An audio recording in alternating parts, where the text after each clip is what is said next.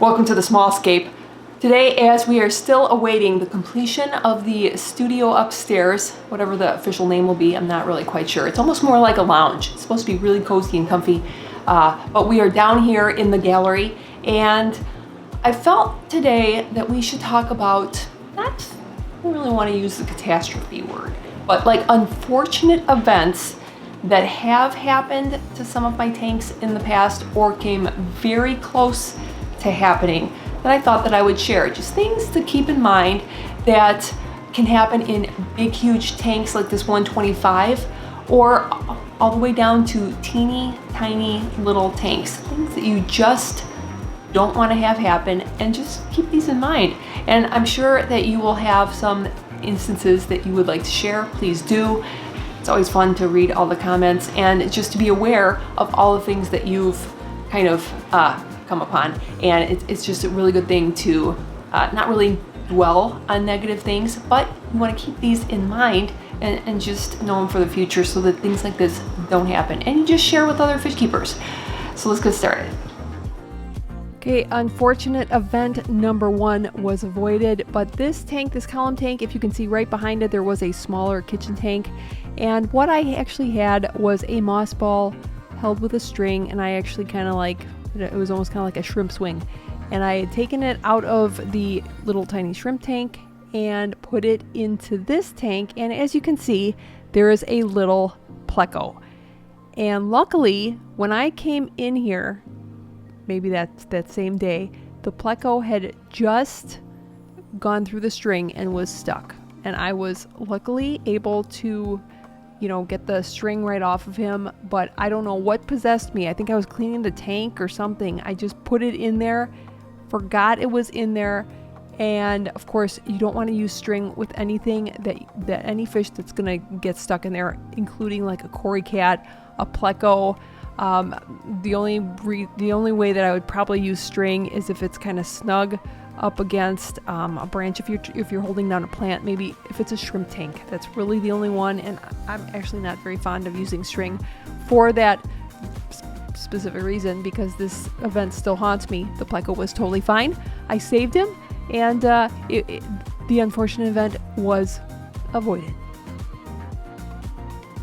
Unfortunate event number 2, ironically, is from the same tank, and you'll see a beautiful betta in here, and actually a couple of gouramis, some ember tetras. And this was a tank that we decided we were going to pair them up, put all these fish in this 15-gallon column tank, and just see how it goes, because gouramis and bettas, not necessarily do they go together, but we decided to, we always make sure we have a backup plan. But the one gourami and the betta were best friends. It was so fun to see. They would swim together. They were buddies until they weren't. So we kept a close eye on them. Luckily we did, and the unfortunate event was avoided. But one day they just were not getting along anymore, and that's when you definitely want to have your backup plan in place and move one or both of them to a different tank. And we did. We moved the betta out, and everything was fine since then. Now, we haven't put embers actually with a betta since then either, because they did tend to be a little nippy. But those are things that you learn, especially when you keep a close eye on your tank and you're not sure who's going to get along.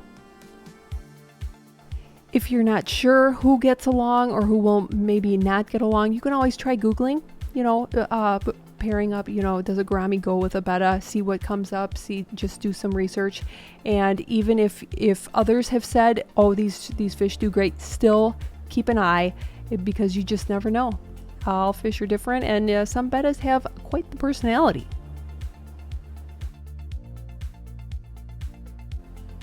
Now, we've probably all had fish that disappeared. I have ones that I am still just totally confused how they disappeared. There's nothing left of them. They're not on the floor. They just poof, disappeared. But you always want to keep a lid on your tank if there's any concern whatsoever that your fish will jump. Now, there are certain ones that love to jump, like rainbow fish. Bettas can totally be jumpers, so you might want to drop the water level down like I do in a lot of my tanks with my bettas. And this upside down tank, I left the water level lower so that I knew, because that betta bettas are always towards the surface, so they're more likely to jump. And clown killies, I've lost a number of clown killies, and I don't know how they get out of the little tiny, there's really no room for them to jump out, and they still will find a way. But just keep that in mind. The fish that you get and you might pick out, make sure you know if they jump or not. Now the next one, I am kind of on a betta kick here, and I've said it before, and I'm sure you very well may know this, but you definitely need to watch out for the flow with certain fish, especially bettas. They do not like a lot of flow. And one of my very first fish that I ever kept, I lost him because the flow was just on a small little kit tank. I thought it was fine. Then when I said, oh, I think it's a little too high, came back the next day, and there was just nowhere for the poor betta to go to catch a break. So this is not specifically that tip. If you already know that, if you do make an adjustment to the flow, and especially in a kit tank, all I typically do is maybe tie around a little piece of foam over the return, and it's happened before where that comes off. And of course, if you're not looking at your tank on a regular basis and taking a good look all the way around the tank, not only are you looking at your fish, are they acting normally? You kind of get a gauge on what their normal personality is and where they're normally swimming, how they're swimming. Of course, take a look at their fish, but also around the tank is, do you have plants floating around? Do you have no water movement whatsoever, too much water movement? Just take a good look all around your tank, and then you'll see when things like this happen.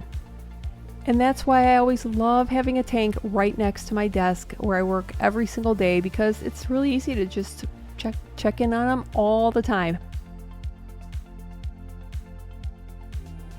Here's another tank that I avoided, luckily, a couple of different catastrophes, and this was my 12-gallon long.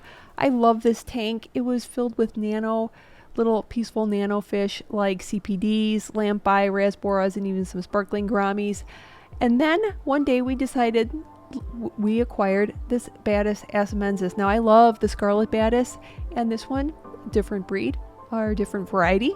Was really excited, really pretty. It turns out to be much larger and considerably meaner. Yes, he was a stinker. He was actually renamed Killer because he was just downright mean. He actually, I had to pull him out and put him into a different tank, kind of all by himself, so he could behave. But that's something that you just learn to be very conscientious. Just how are any new added occupants, how are they getting along? And even ones that have been around each other for a long time.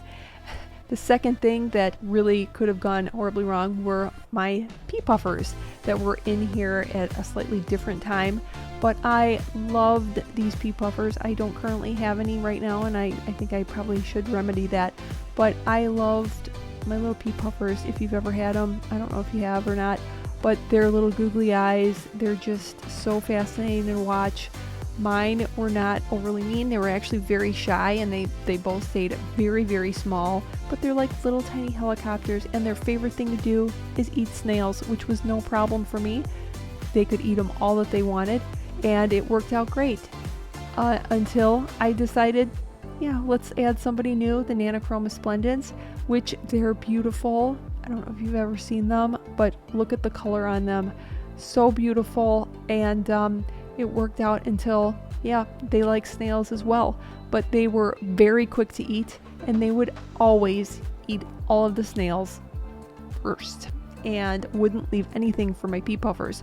So those two actually had to find a new tank as well, so that my pea puffers were alone and along the bottom of the tank, and just able to eat all the snails that they wanted.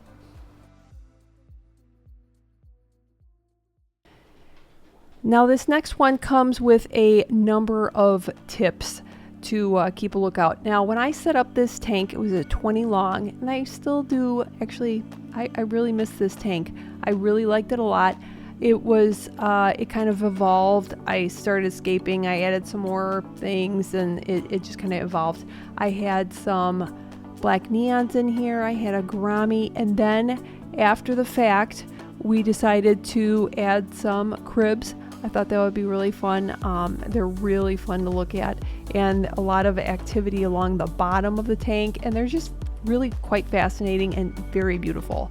Now that big rock you see there, we call the bear paw tank because it just looks like a bear paw print on that rock, and that's how it was known. Now this was when the tank was first set up, but if you know anything about cribs, well, they dig, and if you have any heavy hardscaping in there, when you have fish that dig, or even ones that don't a lot, just things when you're doing maintenance, things can shift and things can fall over. So at one point I went down to the fish room here, and guess what, the rock had fallen over, as you can see right there. It had fallen back. Now of course that could break the tank, worst case scenario. Another worst case scenario is you could have fish under there. Luckily there were no fish that got squished by this rock, but I didn't originally intend to have cribs in here. It was an afterthought, but I didn't think to make sure that especially that big huge rock was secured. So when you're doing aquascaping, now what I do is I kind of position the rocks first before adding the substrate. That helps a lot, and then also just make sure they're really, really secure, especially if you have diggers like him. So the other tip for this, of course, is if you do make any adjustments to your tank, if you add somebody, if you add aquascaping, just keep that in mind. Who are your occupants, and what changes might you have to make in order to accommodate your new guests.